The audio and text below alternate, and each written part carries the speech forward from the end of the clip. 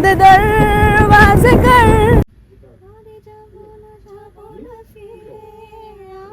Hello everyone, আমি সঙ্গীতা। আমার নতুন একটি ব্লগে তোমাদের অনেক অনেক ওয়েলকাম। চলে এসেছি জয়পুর ফরেস্টের পার্ট 1 ব্লগ নিয়ে। আমরা কোন রিসর্টে থাকছি, আমরা কি কি ভিজিট করতে যাচ্ছি, আর ফরেস্টের মধ্যে হাতি হরিণ কি কি আমরা দেখতে পাচ্ছি, তোমরা পুরোটাই ব্লগে দেখতে পারবে। তো কন্টিনিউ আমার ব্লগটা দেখতে থাকো একদম লাস্ট অবধি। এই যে এসে গেছে আমাদের রিসর্টে, মৌলিশা এম ক্রিয়েশন।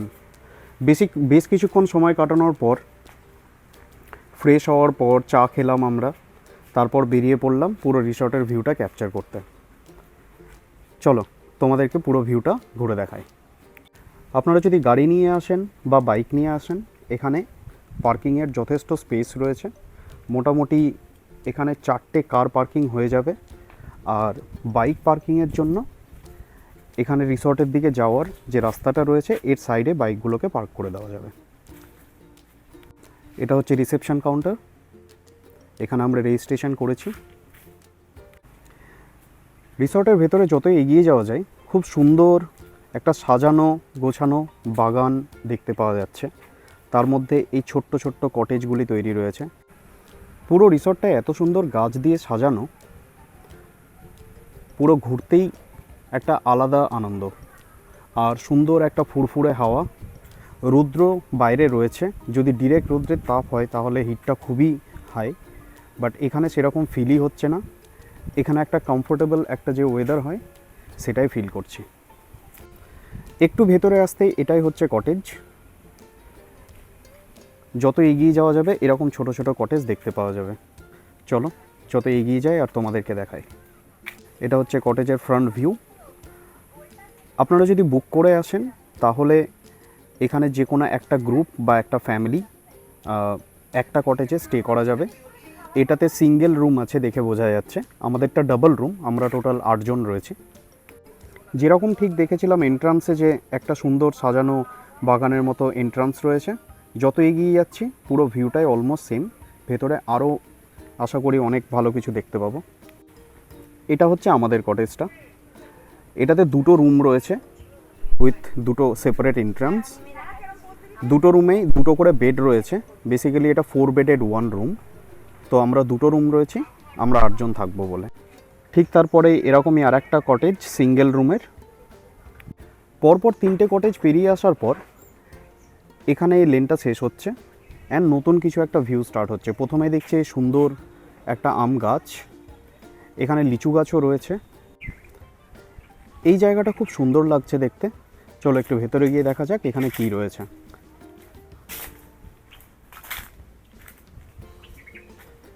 গাছগুলোকে এমনভাবে সাজানো রয়েছে, এটাকে আলাদা একটা ভিউ ক্রিয়েট করেছে। আর এই সিলিংটা তো অসাধারণ।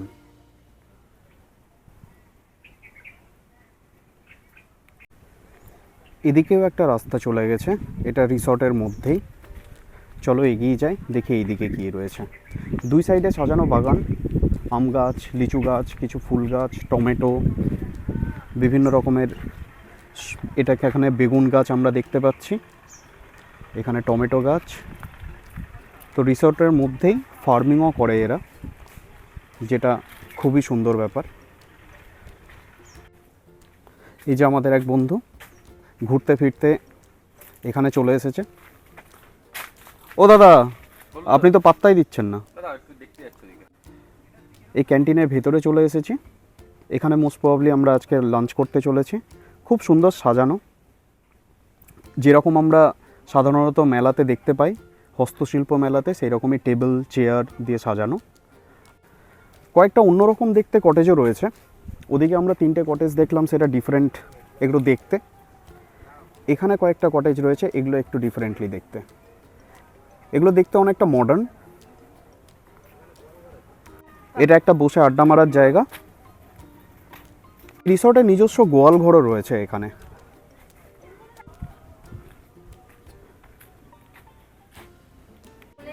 এই রিসর্টটায় সত্যি একটা কথা বলতে হবে, এন্ট্রান্সে যেমন একটা সুন্দর ভিউ ক্রিয়েট করেছে, পুরোটা ঘুরে দেখলে যেমন আলাদা একটা ইন্টারেস্টিং ব্যাপার ক্রিয়েট করছে।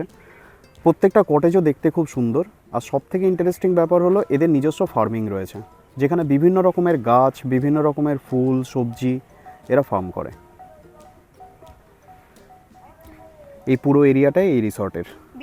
বেগুন। এই হচ্ছে আমাদের কটেজ।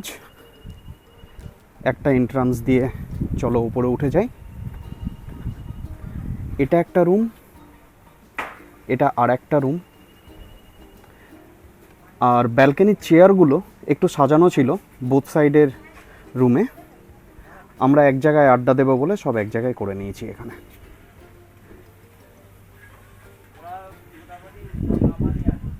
এদিকে একটা বেসিন রয়েছে রুমের আর একটা সাইডেও, এদিকেও একটা বেসিন রয়েছে। কি সুন্দর না জায়গাটা। ঘরের ভিতরে ঢুকতেই ইন্টেরিয়ারটাও খুব সুন্দরভাবে সাজানো গোছানো। এটা সিলিং, আর একটু এগিয়ে গেলেই এই ড্রেসিং টেবিলের জায়গাটা ঠিক এরকমভাবে ডেকোরেট করা। এটা আমাদের কেরামতি যে আমরা নোংরাভাবে ব্যাগপত্র ফেলে এটাকে আরো বাজে দেখতে করে তুলেছি, কিন্তু এটা সুন্দরই সাজানো। আমাদের কটেজের দুটো রুমের দুটো আলাদা নাম রয়েছে। একটির নাম বনানী কুঞ্জ আর এই একটি লতা কুঞ্জ।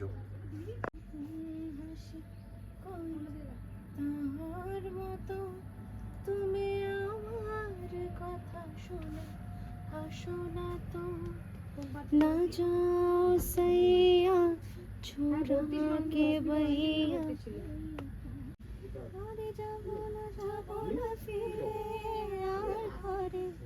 ওরা মন মানে না সংসার করি দীর্ঘকাল দিয়া বানাবো কাল মারি তুই কাটিয়া হাত তোমার নিঠুর মনের কালিন্দির ঘাটে আইসো দুপুরের সময় যদি দেখার ইচ্ছে হয় তোমার নিঠুর মনের কালিন্দির ঘাটে আইসো দুপুরের সময় আমি জল ভরিবার ছল করিয়া দেখব নয়ন ভরিয়া জল ভরিবার আমি জল ভরিবার ছল করিয়া দেখব নয়ন ভরিয়া দেখো আসিয়া আমার বন্ধু চিকন কালিয়া দেখো আসিয়া আমার বন্ধু চিকন কালিয়া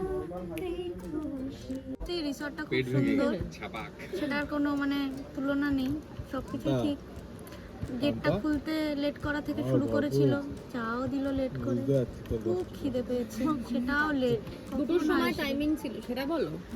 দুটোর সময় টাইমিং ছিল, এখন বাজে আমরা এতক্ষণে 2:33 এখনো অবধি খাবারের কোনো দেখা নেই। লেবু লং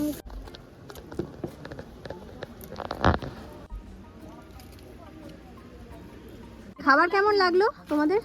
ঠিকঠাক, সোসো, খুব ভালো না, খুব ভালো না। অপেক্ষা করছিলাম অনেকক্ষণ ধরে, সেই জন্য খিদেও পেয়েছিল, খেয়ে নিয়েছি। খেয়ে দিয়ে আমরা নিজেদের কটেজে চলে এসেছি। এখন আমরা রেডি হয়ে যাব কোথায়? রানওয়ে দেখতে আর ফরেস্টে যাব। আমরা সবাই রেডি হয়ে বেরিয়ে পড়েছি জয়পুর ফরেস্টের উদ্দেশ্যে। খেয়ে দিয়ে রেস্ট নিয়ে সব রেডি হয়ে আমাদের জয়পুর ফরেস্ট স্টার্ট হয়ে গেছে। ঠিক বনলতা রিসর্টের পাশ দিয়ে যাওয়ার পথে শুরু হয়ে গেছে আমাদের জয়পুর ফরেস্ট।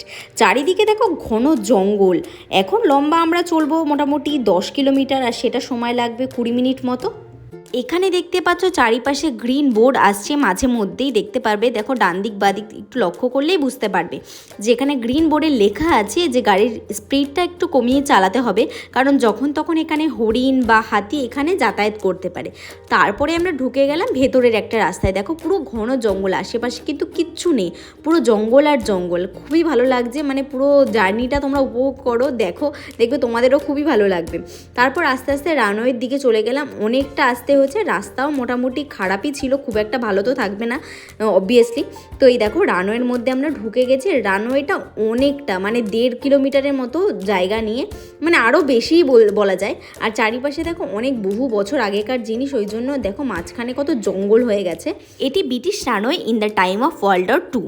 এটা পিয়ারডোবা এয়ারফিল্ড নামেই পরিচিত। এটি পশ্চিমবঙ্গ রাজ্যের পশ্চিম মেদিনীপুর এবং বাঁকুড়া জেলার সীমান্তে অবস্থিত। দ্বিতীয় বিশ্বযুদ্ধের সময় মারিয়ানা দ্বীপপুঞ্জে যাওয়ার আগে এই এয়ারফিল্ডটি ইউনাইটেড স্টেট আর্মি এয়ারফোর্স তৈরি করেছিল। তারপর 1945-এ এই এয়ারফিল্ডটিকে অফিসিয়ালি ক্লোজ করে দেওয়া হয়। এই রানওয়েটি এখন British runway, ancient British aerodrome. Piardoba airfield নামেই পরিচিত। চলো বাড়ির দিকে যাচ্ছি আমরা নতুন একটা রাস্তা দিয়ে, রানওয়ে ক্রস করি না, কারণ রানওয়েটা অনেকটা দূর যেতে হতো, তারপরে অনেকটা জঙ্গল দেখেছো তোমরা আসার সময়। তু লাল পাহাড়ের দেশে যা, রাঙা মাটির দেশে যা, ফিতাক তোকে মানাইছে না রে, একেবারে মানাইছে না রে, তুই মোর বিহিত মরে যা, একেবারে মরে যা, ফিতাক তোকে মানাইছে না রে, একেবারে মানাইছে না রে। দেখো রিসর্টে আস্তে আস্তে অন্ধকার হয়ে গেছে আর ঘন জঙ্গলের মধ্যে থেকে আমরা যাচ্ছি রিসর্টে। তো আজকের জন্য এখানেই ব্লগটা এন্ড করলাম। কালকে আমরা যাচ্ছি বিষ্ণুপুরে, আর বিষ্ণুপুরে অনেক অনেক মন্দির আছে, সেগুলো তোমাদের দেখাবো, আর কি কি এক্সপ্লোর করলাম সেগুলো সব কিছুই থাকবে নেক্সট ব্লগে পার্ট 2-তে। তো চলো টাটা, গুড নাইট, সবাই ভালো দেখো। আমার ভিডিওটা যদি ভালো লেগে থাকে প্লিজ লাইক শেয়ার কমেন্ট আর সাবস্ক্রাইব করতে ভুলো না। টাটা বন্ধুরা।